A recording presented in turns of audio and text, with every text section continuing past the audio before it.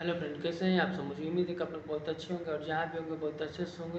तो फिर से एक नए वीडियो के साथ में मैं आ चुका हूँ आप लोगों के बीच। चलिए स्टार्ट करते हैं आज एक गाने का पोस्टर आया है अरविंद अकेला कल्लू जी का, जो कि चाय या चुम्मा।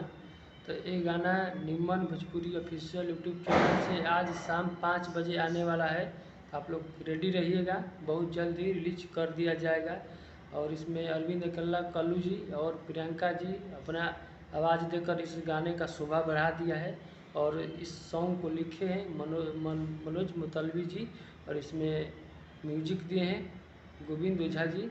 और इसका गाने का निर्देशक हैं पवन पाल हैं, और इसमें डांस किए हैं रक्षा गुप्ता जी। ये गाना बहुत ही मस्त होने वाला है। अगर आप लोग देखना चाहते हैं तो प्लीज़ डिस्क्रिप्शन में मैं लिंक दे दूँगा, वहाँ से जाके देख सकते हैं। अगर आप लोग मेरे चैनल पे आ ही गए हैं तो प्लीज़ सब्सक्राइब करके जाइएगा। मिलते हैं न्यू वीडियो में न्यू अपडेट के साथ।